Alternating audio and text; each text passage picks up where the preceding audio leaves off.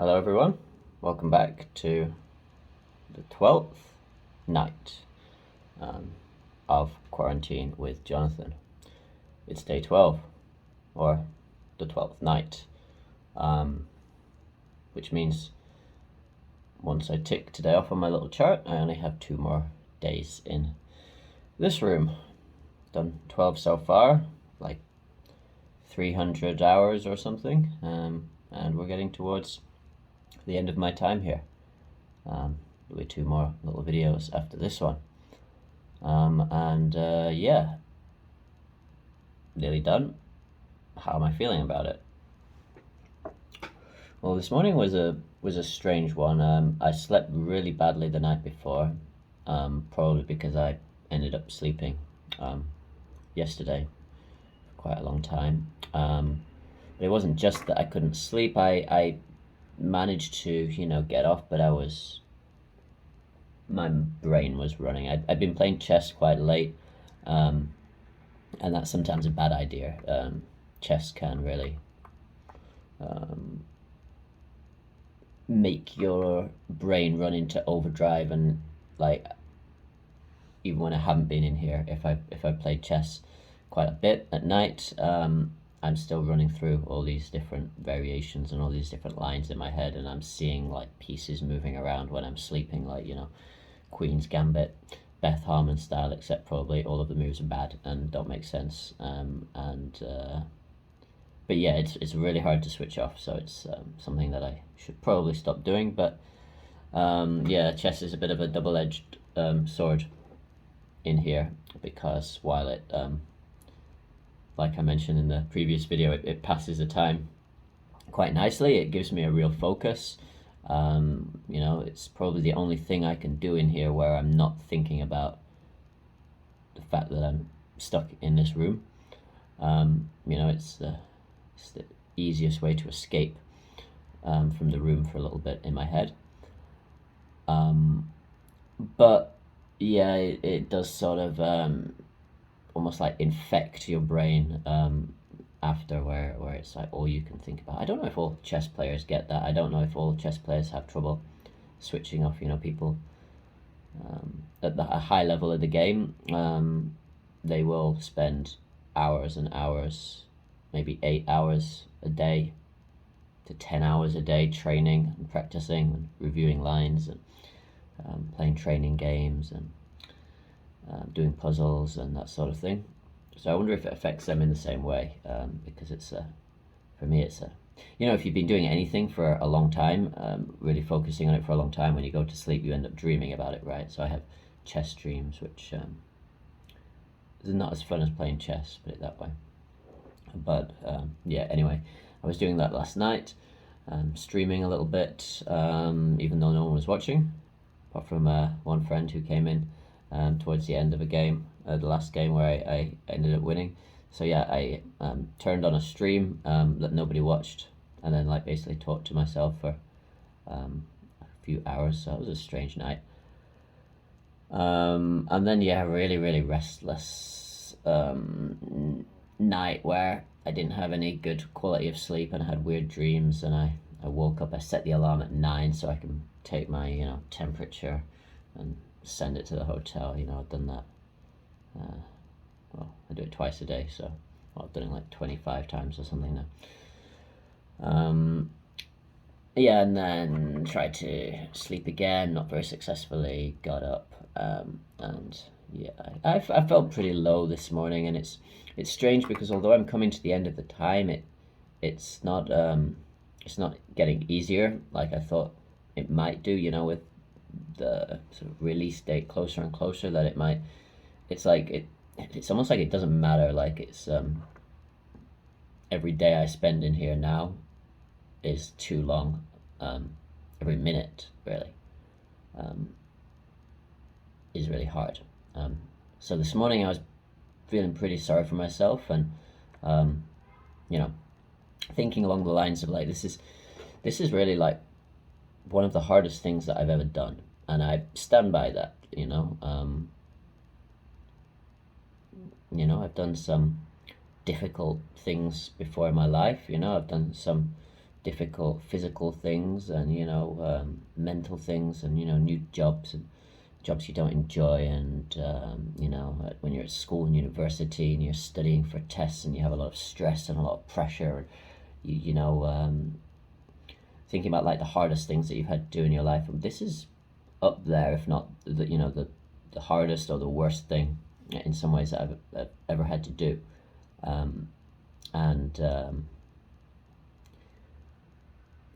it's hard to describe what it feels like now, but it's like in the morning, like I haven't slept properly, and then in the morning and then all through the day, it's like a low level stress, where you feel it in your chest, and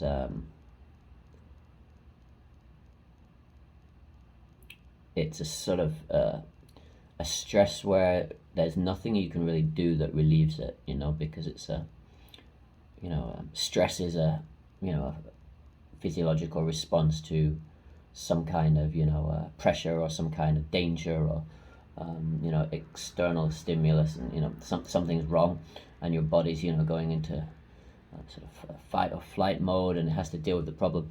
And the problem with this situation is there's literally nothing you can do to solve the problem that you're in, apart from wait and distract yourself. And the longer I'm in here, the harder it is actually to distract myself. Like whatever else I'm doing, half of my brain is still running through, is still thinking about the fact that I'm in here. It's really hard to just so like, oh, well, don't think about it. Some people will say stuff like that. Just don't think about it. Think about something else. Do something else. The problem is you're half doing that other thing, but half of you is still aware, and you're thinking about it all the time. Well, one of the closest things I can actually compare it to is like perhaps like being lovesick, or having had a bad breakup or something, where it permeates all the rest of your daily activity, and everything else you do. It's sort of you come back to it, and yeah, and I was thinking, like even the fact that I know I'm getting closer to the end now, and I know I'm getting out. This morning I was actually thinking, like, I wonder if it's sort of being in here has actually like traumatized me a little bit. Like, when I get out, will it make it all better, or will, even after I get out of here, part of my brain still be in here? And that was kind of a scary thought, and a bit of a negative thought, I guess, to have, like, but I do get the sense that this, like, the moment that I eventually do step out of this room, obviously it'll be a great feeling, but I sort of feel like I'll not quite get back what I had before. Like I've lost something, or something fundamental has changed. It's probably just the fever brain talking. I'll probably look back at these videos, in a however long it takes before I feel like watching these again. I don't know if I ever will watch them, or if I'll just want to forget about it completely, or watch it in a few weeks' time, or decades later, sort of remember this little experience that I had. But and maybe I'll look back and be like, what was he talking about? The second he got out of there, everything was okay. Maybe it'll be like that, or maybe, as I have this sneaking suspicion, maybe things won't feel okay straight away. So anyway, one way or the other, I'll deal with that. And yeah, it's given me a lot of pause for thought. I talked yesterday about having perspective, and about other people having it worse, and that allowing you to have perspective on your own situation and not feel so bad, and how that works, or how it sometimes doesn't work to make you feel better. But it has made me think about other people that are and captivity in general, and sort of imprisonment, and the people who I was thinking about Julian Assange, for example. whether we support him or agree with what he did, um, or the allegations made against him, and the whole set of circumstances that led to him being holed up in the Ecuadorian embassy for all that time. Whatever we think about him and that situation, regardless, like I was always struck when I was watching the news um, and listening to that story develop, the fact that he just spent years and years of his life, I think 7 years in total of his life in that house, basically in that embassy, where obviously he had a bit more space than I've got here. He had the whole house, probably balconies and I don't know, rooftop, or I don't know if he had access to a garden or like outdoor space or something. But I know it took a very very like heavy psychological toll on him, and when eventually he did leave and arrested and in prison again, he'd almost already served a very arduous punishment already, like being locked away like that. You saw the effect it had on him. He sort of became a bit of a shell of his former self, and then looking at that, thinking about people in prison. But as I said, like people in prison are in a little bit of a different situation because they're not usually in solitary confinement, and they have a sort of a life where they get to go out into the yard and they get to go to the canteen and socialize and exercise, and in some prisons at least. And then people who are under like house arrest for years and years, famous, world leaders and things who, former world leaders, who, ended up being held prisoner in their own house for years on end.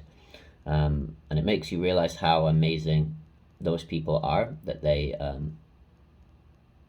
can endure that for years, decades. In the case of like Nelson Mandela, like 25 years. Incredible spirit of like fortitude and endurance, and very very interesting to talk to those people and figure out how they did such a long period. Now that I have some frame of reference, not that I'm comparing myself, but I sort of thinking, if someone told me now, okay, you're not going to leave on Saturday, you're going to have to do another week or another 2 weeks or something, trying to think about how I would react to that, because part of me feels like, having done it for 2 weeks, I'm, like I said yesterday, being sort of used to it in a strange way, where I'm like resigned to it. I probably could do longer now. Probably could do another week or 2 weeks or longer without falling apart. Like it would be awful. It would be horrible. But I think I could sort of keep going in this situation. But it's interesting to think about how long before you reach your limit, and what it would be like if certain things were withdrawn, like the ability to communicate with people through technology, and distract yourself with games and movies and things like that. So yeah, I've been thinking about these issues today, and like I mentioned before, that sort of that feeling of like a low level sort of stress in your chest. That's how I've experienced like discomfort from it. How it's become like physical discomfort now. I'm not feeling like that at the moment. I was in the morning, and the only way to deal with it really was through exercise. Through I did sort of a little bit of power walking up and down for about an hour or so, to sort of get my heart beating and blood pumping, and sort of give my body something actually to do to to deal with the stress, to that fight or flight response. If you actually put yourself through some exercise or something, and then I did some floor exercises and some press ups, and played a bit more table tennis, played a game on the VR where you're like, it's kind of like a dance game with it's called Beat Saber, where you have lightsabers and you have to hit um, colored cues that are like flying at you in time with the music, and that was quite helpful actually. That was nice. It's sort of um, distraction for your mind and body at the same time, and getting out of the room a little bit and being in that computer game environment. Um, but it doesn't last, because eventually, you turn it off because it's, get tired and then you're back again.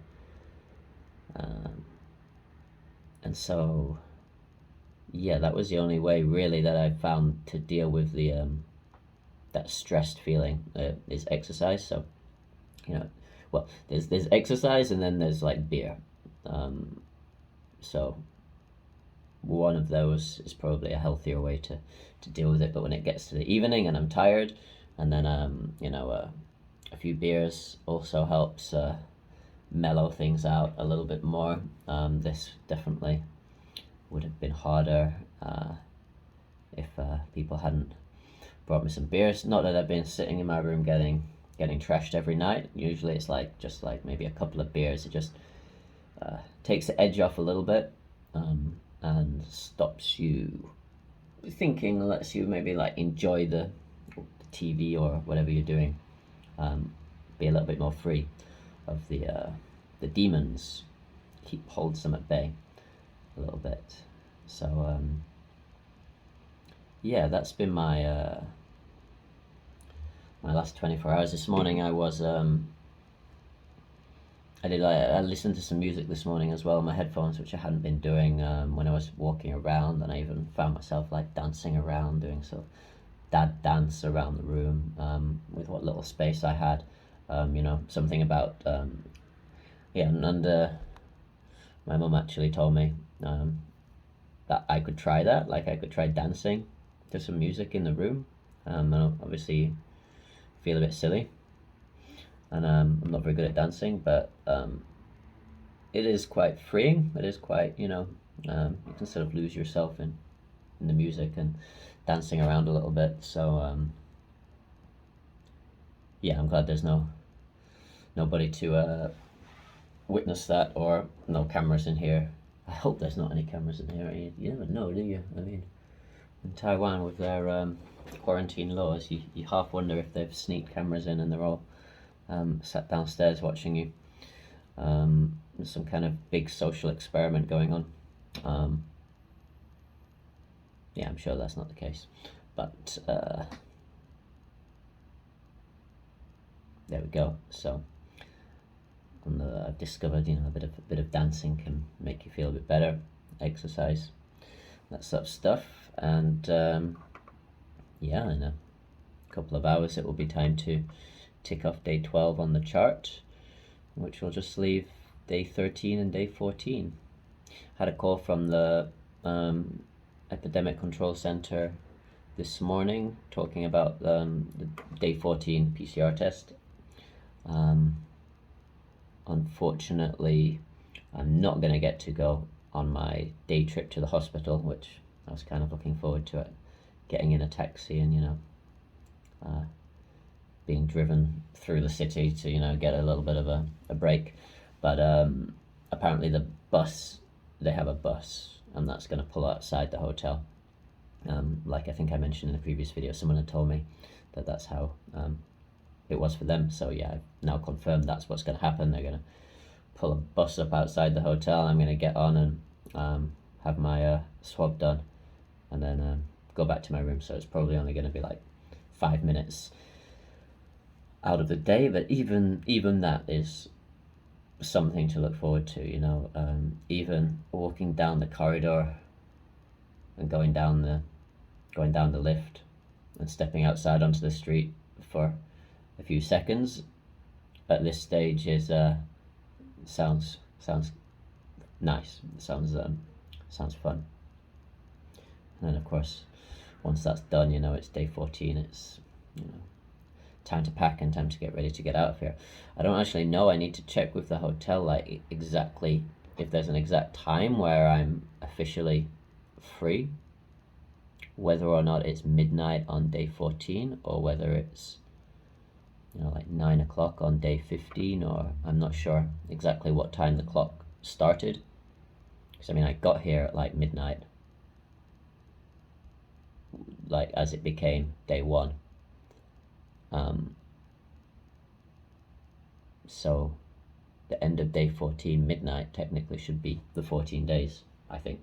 I don't know if they have my check-in time or something.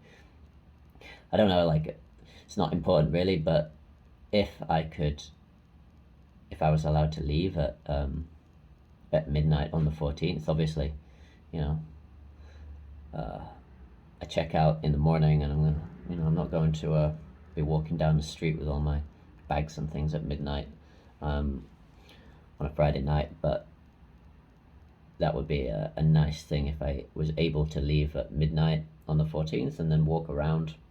You know, I could go for a walk or something in Taipei and then come back to the room and sleep, and then get ready to leave in the morning. So don't know if that's going to be possible or not.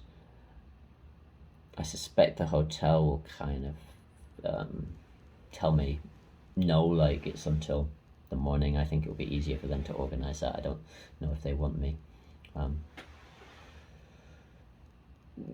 making a break for freedom at midnight on the 14th, but you know, it'd be nice to know exactly what the rule was. So I will find out there, because that's the difference. That's like, you know, 8 or 9 hour difference in being able to get some relief from the room, which is what it's going to feel like when I get out. I know it's just going to be like a sensation of relief. And if I have to come back in, then that's fine. You know, as long as I've been out and I've had a walk, then I think I can easily come back here and, you know, get some sleep that night. So nothing really else to talk about. Nothing planned for the next couple of days. I'm helping a friend do a mock interview, some interview preparation tomorrow, so that gives me a little bit of purpose for tomorrow. And yeah, I guess I'll just pass the next 2 days as I've been doing. Do my exercise, do my workout, VR, and yeah, just waiting for the end, for the big finale and the release date. So nearly there now, doing okay. I think at this stage we can, you know, safely say I'm gonna make it, and yeah, I'm gonna be out, back in the world, back doing the things that I enjoy, back in Penghu, leaving Taipei the same day, straight back to Penghu. So what I really want to do is just, don't know if I'll have time when I get to Penghu. I don't know what the weather's going to be like. I just really want to go to the beach and like jump in the sea, even if it's cold and rainy. We will see, but yeah, I kind of want to wash this place and this whole experience off me, really. Yeah, not quite there yet. Got a little bit more to endure, but not too much longer now. So I will leave it there. Thanks for watching. Thanks for sticking with me throughout this, and yeah, see you tomorrow for day 13. Lucky for some, right? Bye for now.